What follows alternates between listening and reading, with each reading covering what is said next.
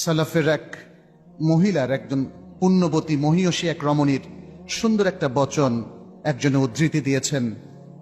তার স্বামী যখন রিজেকের সন্ধানে ঘর থেকে বের হচ্ছিল ইনকামের জন্য, পরিবার চালনার উদ্দেশ্যে, তিনি তখন তার স্বামীকে বলেছিলেন, তুমি হালাল ছাড়া ইনকাম করো না, তুমি হালাল ছাড়া ইনকাম করো না, কারণ আমরা অভুক্ত থাকলেও সবর করতে পারবো, কিন্তু জাহান্নামের আগুনের উপর আমরা সবর করতে পারবো না। ইয়া সালাম, কি চমৎকার উক্তি, কি মহিয়সী এ রমণী তার স্বামীকে শাসন করছেন মমতা দিয়ে, ভালোবাসা দিয়ে এবং চমৎকার একটি নির্দেশনা দিয়ে।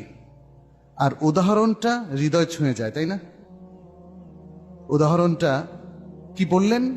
অভুক্ত, খেতে পারছি না, টাকা নাই, সবর করতে পারবো, কিন্তু আগুনে জ্বলবো সেটা সহ্য করতে পারবো। আসলেও তাই, কিন্তু বাস্তবেও আপনি দুই বেলা যদি খেতে না পারেন, এটা আপনার জন্য অনেক সহজ না?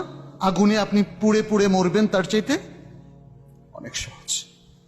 আমাদের এ থেকে শিক্ষা নেওয়া প্রয়োজন।